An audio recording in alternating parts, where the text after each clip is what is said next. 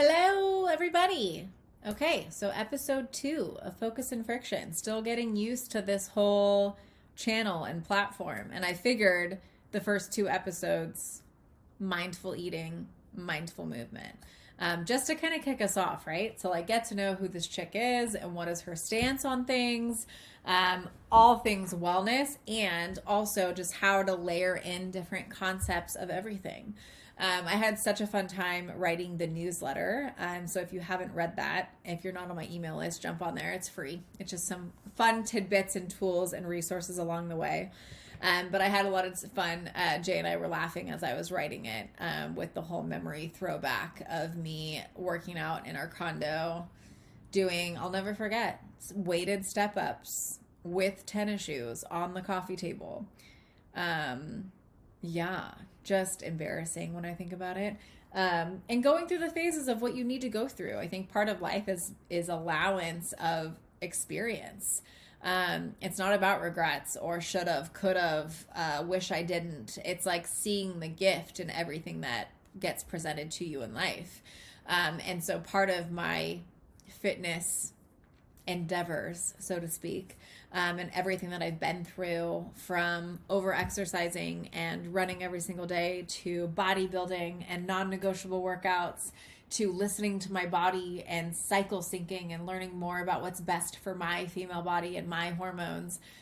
Every season has its purpose, which we'll kind of talk about today. And I think it's really truly being able to consider yourself where you're at and be able to look at your previous experiences as gifts.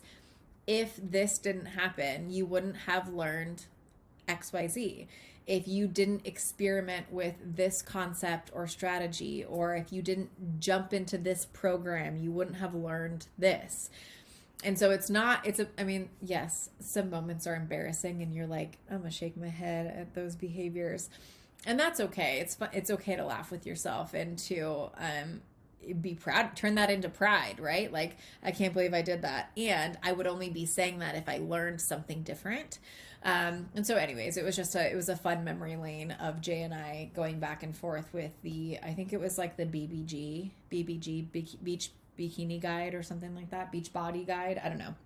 Anyways, but if that didn't happen, it wouldn't have led me to where I'm at today. Long story short.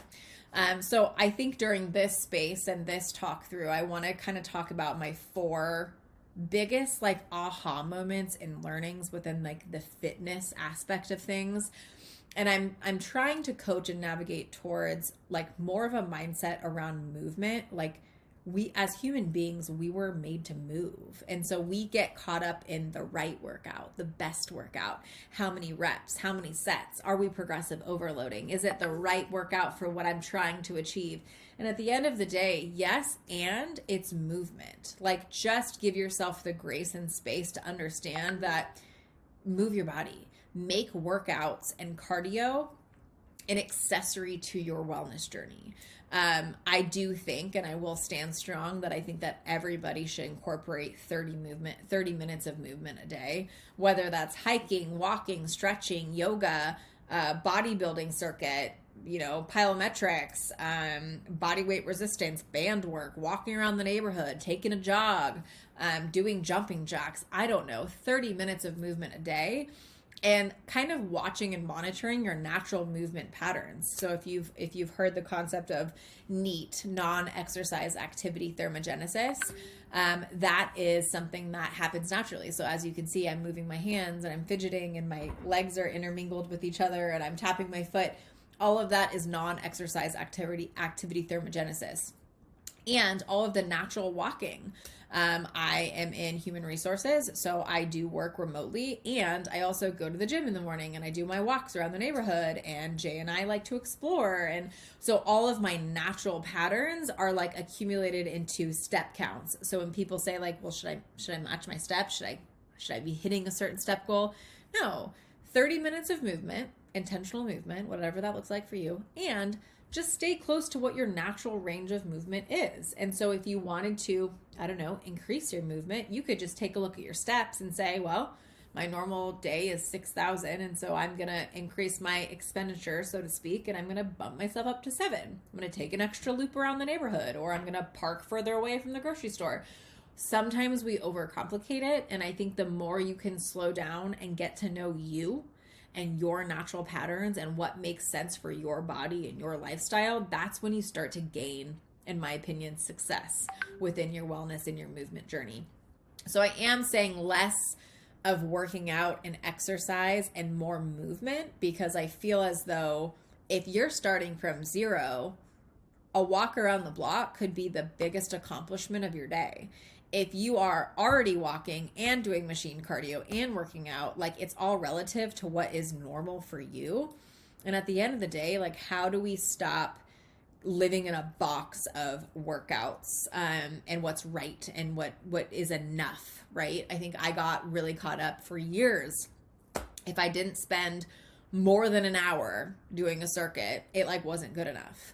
Or if I didn't beat my last time, I got into a really toxic pattern of running to a certain amount. And if I didn't like pass that amount in my run, it would just wasn't a tally. It like, I had to do more.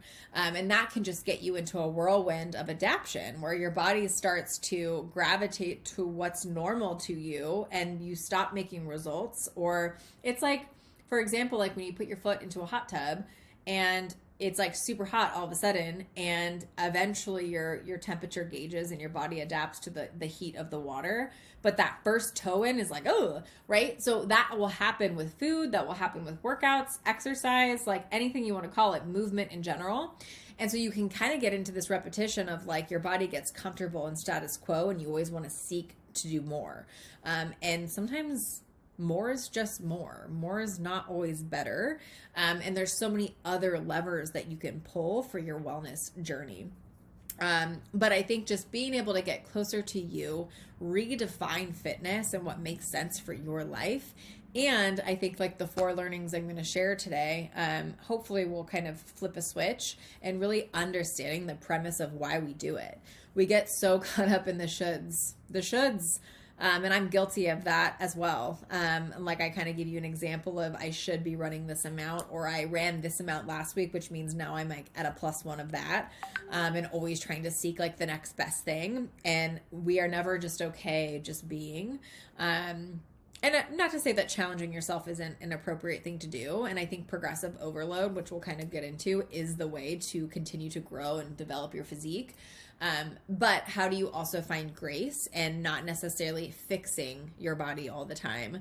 And understanding that the best, most productive wellness journey is when you can fully accept yourself before you even try to evolve it. And it's not fixing, it's evolving, right? And at the end of the day, this is such a privileged space that we're in. We get to move our bodies. Think of all the things that you can celebrate that your body can do. And I think sometimes we forget all that, and we're nitpicking, and it's, I have to, or I need to, or I didn't get to. It's like, well, think about the things that you did do, and think about all of the grace that you can sit in and around like functionality of your body. You can bend your legs. You have the ability to go to the gym. You can walk around the neighborhood without assistance. You don't lose feeling in your feet, right? Like those little things. And so it's also celebrating your body. And if we're not able to do that in an acceptance place, we get in trouble. We get comparison fatigue. We get self-sabotage. And so I think it's both. There's nothing wrong with aesthetics and wanting the physique that you deserve and that you work hard to achieve. There's nothing wrong with wanting to continue your strength and add on a level intensity of your movement patterns. Totally fine. And it's how do you find the balance of celebrating, and you can do this and you get to work out. I remind my one-on-one personal clients all the time, don't forget, you get to diet. You get to choose to lose body fat. You get to choose to portion control and nutrient select, right? There's people all across the world that don't have that. And so I think it's just putting things in perspective. And as you start to build your intentional movement patterns, keeping that in mind. So as I go through these 4 kind of building blocks and lessons learned from me, keeping that perspective in place is super important. And you're not broken that if you get caught up in your ego or like the should, or I'm on Instagram and I'm scrolling and I'm comparing to this girl's abs or her workout program, or she's doing burpees, so I must have to do burpees, or she's doing jump lunges and mine are only walking lunges. Like, meet yourself where you're at and share grace and space for yourself in order to find something that's sustainable and that makes sense for you. Okay, so the next 4 topics that we're going to go over, and I just kind of was thinking, I was like, if there was one thing that in the movement fitness space that I wish somebody told me or like explained to me in a way that would impact positively on my journey, like what are those things? And so I came up with 4. They're all kind of a little bit different, but these are things that I wish I was told earlier. And just like the understanding and the hardwires behind everything that we tend to believe are just so important to tap into once in a while. Jay and I right now are going through like eating pattern change, and it's funny how we're starting to like pull some wires and like scratch some nerves, and we're like, wow, I have eaten dessert for like 15 plus years, and now we're starting to do this like kind of like fast regimen and like last meal at a certain time and digestive focus and patterns, less of like macros and calories and more of like timing and framework. And oh my gosh, like I'm still pulling hard wires, things that we don't realize about workouts, cardio, movement patterns, eating, that are ingrained in us because we were either grew up with it or that was around us or that's what we knew to be true. I still get new clients every day saying sugar is bad or carbs are bad or fat makes you fat. And I think there's just such a learning to understand where those hard wires come from and how do we navigate those changes. So as I have learned, I would love to pass on my 4 buckets of movement fitness knowledge to you. So number 1 is the sandbag analogy. And this is such a critical point of view because I still get questions, and I think it's still a topic where I want to tone this part of my body. I want to get abs. I want to get triceps. I want to see tone in my arms. And this analogy, if I was taught this at the very beginning of my journey, it would have been a game changer and I could have been a lot more intentional. And so what the sandbag analogy is it's imagine a pool, a swimming pool, and pretend that the water is body fat and at the bottom of the pool are sandbags. And the sandbags represent muscle, okay? And so at the bottom of the pool, there's a whole bunch of sandbags. And on top of the sandbags is fat, water, right? How do you see those sandbags? How would you be able to reveal those, right? Like if the challenge at hand was, how do I see those sandbags above the water? What would you do? Just think of the pool, right? We have a couple options. Stick more sand in the bags so they peek out of the water, right? So like grow those sandbags to be big enough to where like the body fat, the water is erupted and you can see the sandbags.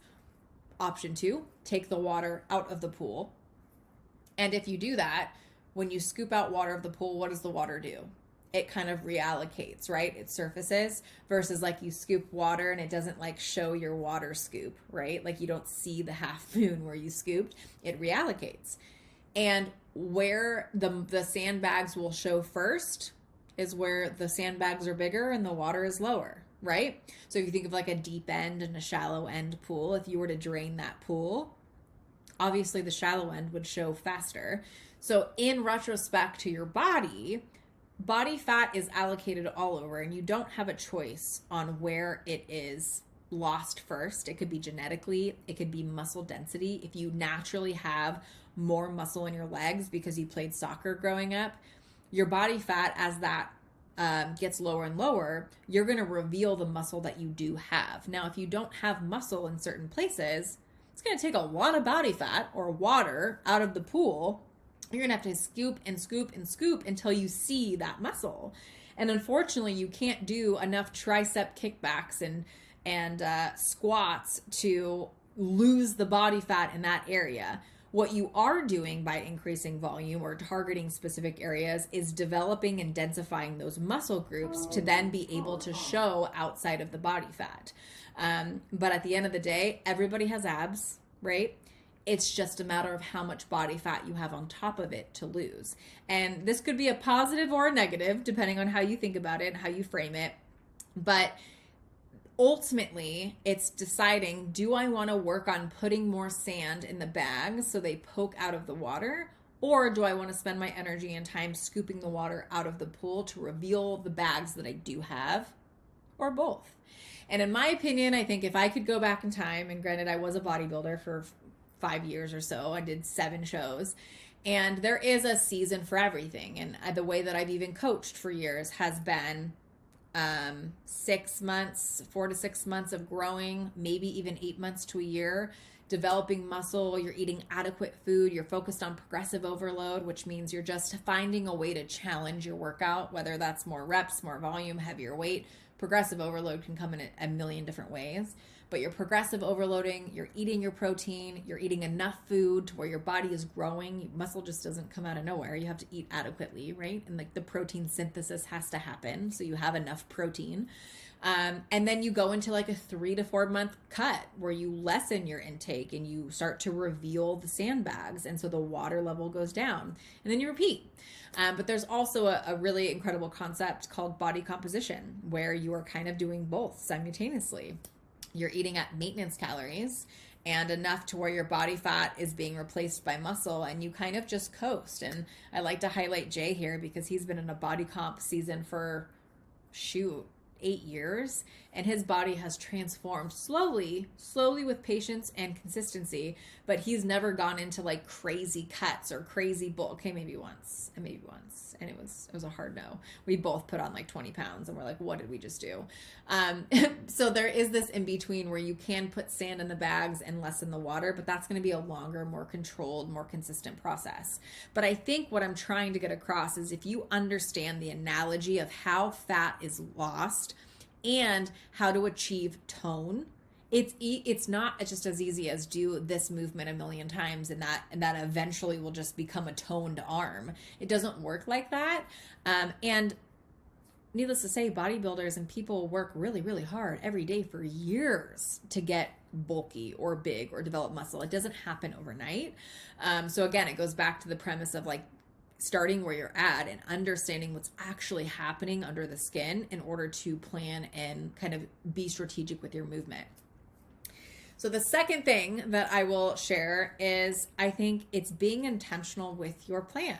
And so kind of piggybacking on that topic, the second thing I wish someone told me was make appointments with yourself and create your non-negotiables. When you think about getting in a workout or getting in a walk or any type of movement, what time, when, and who do you need to share that with for your self-accountability? And plug it in as if it was a dentist appointment, as if it was a hair appointment that you would need to cancel, right? We often put ourselves last, and it doesn't have to be a workout. It could be cardio, it could be a hike, whatever the case may be, but make intentional time for you every day. Tell somebody about it for accountability, and start with what you've got, what you can do. I think there's also a really important aspect where, I start clients and they're like, give me 4 workouts a week. I could do 5. It's like, well, you probably could do 5, but let's start with 3 until it's a natural part of your cadence. Until when you see that pop up on your calendar of like, go outside, take a walk, this is your yoga time, you don't say no. It's a non-negotiable. You've layered it into your life and your approach to where it's sustainable. You're giving yourself grace. You see it as part of your day, right? Like you don't just like wake up and say like, do I want to brush my teeth today? Like don't have time. It's like, no, that's just become of your healthcare. That's part of your response to your daily need. And so how do you layer in so slowly and so sustainably 30 minutes, 20 minutes, maybe you just start with your steps, right? And layer in gradual change. And I think the art of building trust and commitment with yourself makes things sustainable. What's not sustainable is proving that you can do it in 5 workouts a week. And then you do that for 4 or 5 weeks and you're exhausted and you throw in the towel and you don't go to the gym again, right? Versus like, I'm going to commit to 10 minutes on Wednesday and on Friday at 7 a.m. to 7:30. And that's it. And I'm going to promise myself those time blocks, so much so that I'm building trust in myself as if I would in a friendship, right? You always have time to layer on. You're not in a rush. If anything, sustainability and consistency is going to keep you going for years, for months. And there's so many benefits to being able to be in a place where you can layer on versus the all or nothing. I'm either always tracking macros, I'm either always working out, or I'm just not doing it at all. How do you start small and chewable and make yourself proud every single week by keeping your word? Okay. And then number 3 is quality over quantity and rest. I would say I wish I could tell myself this, because there were days where I was 7 days a week, hours and hours a day, twice a day. And I'm like, why am I not making progress? Well, ultimately, you make progress outside of the gym, at night, overnight, when you're sleeping and you're resting. On your rest days, you actually build the density that is required for shape and tone within your body. And so adequately resting is also going to manage your cortisol levels, which we'll spare that for another conversation. We'll save that for another day. But cortisol response, cortisol is a great thing. You need stress, you need cortisol, but too much cortisol and too much stress and not enough rest will alter your central nervous system. You have your parasympathetic and your sympathetic state, your rest and digest, and your fight and flight. And if you're always in fight and flight, you're not giving your body a chance to even create the magic that you're anticipating by all this work that you're doing. And so adequate rest, and the fact that, this is now like 10 years later coming to me of like, magic happens on the rest day, and quality movements for less amount of time is going to get you more bang for your buck. Form, progressive overload, committing to a time that you can stay more consistent to. Quality over quantity is something that I wish I could practice way earlier in the game. Even through my bodybuilding years, I think the quality over quantity was missed a big time, right? And so if you did quality cardio sessions, if you did quality workouts, you wouldn't need the quantity, right? And so being able to slow down and be really, really intentional with your movements. What are you trying to achieve? Is it cardiovascular health? Is it just endorphin? Is it physique? And what do you need? What's the minimum amount of things that you need to achieve that goal? And how do you still stay in the realm of layering on, right? Like if you can't continue to add on every week, every workout to the point where you're doing 4 hours a day, right? What is the minimum that I would need to achieve the result that I need? And how do I implement more quality in the time that I'm spending versus quantity? You don't want to spend hours there's so many other things to do. You have a job, you have family, you have people to serve in your life. Spending hours in the gym is not sustainable, and you're going to end up hating it. Something that I love telling my clients is I want you to go to the gym excited. Granted, that won't happen all the time, but go to the gym excited and leave wanting more. What if you just use that as a filter? I want to go to the gym excited and leave wanting more. What would you need to do within your schedule, right? And for me, like if I asked myself that, like even like 6 months ago or a year ago, I would say, cut my cardio in half and do 4 really, really good movements in the gym to be like, I got it. I could probably do 2 more. Great. Leave. Right. Not to the point where like you're dragging yourself out of the gym because you're so tired. And then what happens the next morning when you wake up on your way to the gym, you're like, oh my gosh, it's the last thing I want to do. I'm so tired. I worked out late last night. It took me forever to complete my workout, like that. And then repeat and domino. Keep your love active for the gym by focusing on quality versus quantity and using the filter. If I wanted to get excited to go to the gym and leave wanting more, what would I do? It's like a friendship, right? Like you don't want to overstay your welcome. It's like I have an hour to get coffee with my best friend. Great. We're going to go to coffee. And at that hour, we're going to say, oh, the hour just hit. I'll talk to you later. We'll text later. Versus like, okay, it's been 6 hours and now we're talking about frogs. Right? Like, how do you leave wanting more? It's the same concept with yourself and all of your wellness behaviors that you create. Okay, the last one, and I think I will probably make an episode of itself if you're interested, but cycle syncing with your workouts. If somebody could teach me about hormones and how to expect certain things of the time of the month, I would be so optimized at this point. And here we are, 30s, learning about how to cycle sync. And it's not talked about enough. So a couple things to just think about. Menstrual phase. You do not want to move. You want to rest and you want to nest, right? Take advantage of that, decrease your workouts, or allow yourself to do yoga, stretching, mobility, sleep in a little bit longer, and know that the next week it's going to be completely different. So if you wake up and you're like, why am I broken? I'm not motivated. I don't want to do anything. Why did I sign up for this coaching program, right? Why did I sign up for this gym? You're not broken. Time it out and say, ooh, next week is menstrual week. I'm going to up my magnesium just to make sure that my cravings stay under control and my micronutrients are in balance. And I'm going to allow myself to cut all of my movement by 50%, or I'm going to allow myself an extra hour of sleep every single day. Like, can you imagine if you just planned for that, right? And then after the menstrual, you go into ovulatory and follicular, which is you're on high of life, right? You could conquer the world. You have better self-image. You have more strength. Your testosterone is probably on the highest peak to where you can probably lift a little heavier. All of your intensity flows through those 2 weeks or a week, week and a half.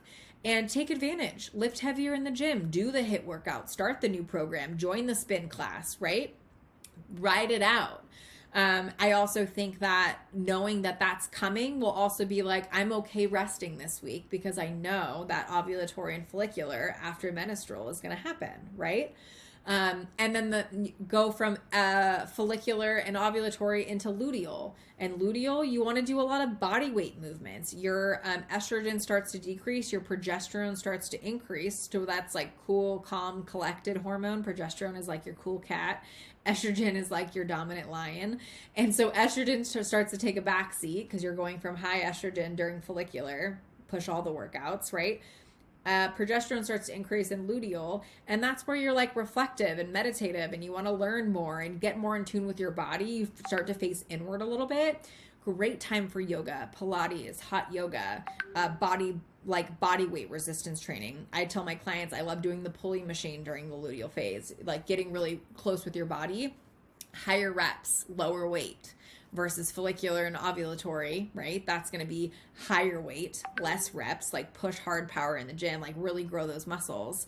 And then after the luteal phase, your hormones start to go back and you start to nest and rest again, starting over with menstrual. But can you imagine if you could take your month, right? Like right around the corner is April, try it out. What week are you menstrual, follicular, ovulatory, and luteal? And how do you plan specific workouts and movements during those weeks? I know that during menstrual phase, going into menstrual, I will want to do long, low intensity cardio sessions, hikes, right? Stretching, hip work, flexor work. I know that going from menstrual into ovulatory and follicular, I will be wanting to hit PRs, hit personal records, personal bests within my deadlifts and my hip thrust. And then I get excited for luteal because it's something different. I'm going to do jump squats. I'm going to do walking push-ups. I'm going to do a lot of face pulls and glute pull-throughs and kickbacks and a lot of like hypertrophy, higher rep, lower weight workouts. And it's cool because you get a variety of that during the month. It's not just like, this is my workout. I'm a robot Monday through Friday. And also, like, you can get to know yourself in a way that you're allowing yourself more grace and space to enjoy the certain seasons of the month, and not feel like I was so motivated last week. What happened? Like, what pill was I taking that week? Like, no, you're just a female and you're experiencing all of these hormone fluctuations throughout the month and you're responding to optimize your journey. So if that was taught, oh my gosh, like game changer. And just more so the allowance and embracing each season of what it is. Your female body, that has one job. It's to like produce a human, right? Like that's what it does. And so all month long, it tries to do that by fluctuating hormones and preparing for that big show date. And in the meantime, you're like, oh, here we go, like roller coaster of emotions. But if you can get closer to it and closer to yours, the possibilities are endless. More to come. If you want me to go into cycle syncing, I'd love to. It's such a great topic, and I think there's so much to learn in that space. But the 4 things, sandbag analogy, you cannot lose body fat in specific areas of your body. Understand what's actually happening underneath the skin, and you'll start to click on the lights and really be more intentional about your movements and kind of what you're trying to achieve and what you need to do to achieve those goals. Number 2, time blocks. Make appointments with yourself. Start with where you're at and understand your non-negotiables. What could you chew on? Build promises and trust within yourself to keep consistency at its highest. Number 3 is rest, quality over quantity, knowing the benefits that are probably reverse from what we've known to be in the past. More is not always more. More is just more. Quality over quantity in anything you do, and understanding that your physique is actually built on your rest days. Number 4 is cycle syncing, being able to understand why you feel the way you do at certain peaks of the month and respond accordingly. Build your plan for what makes most sense for you hormonally, and don't be surprised by it. Being able to optimize each week of the month for maybe something different to make the most out of your movement. Okay, and just like that, we hit 30 minutes. Thank you so much for taking the time to listen in my learnings. This is fun for me to share. And again, I think to round robin and go to what I first said in the beginning, you wouldn't have been where you are today, curious, learning. If you're at the start of your journey, at the end of their journey, you can also reflect on your own learnings, but see them all as gifts, because you wouldn't be where you're at today without them. So hopefully that will resonate with you all. And I will see you all in the next episode.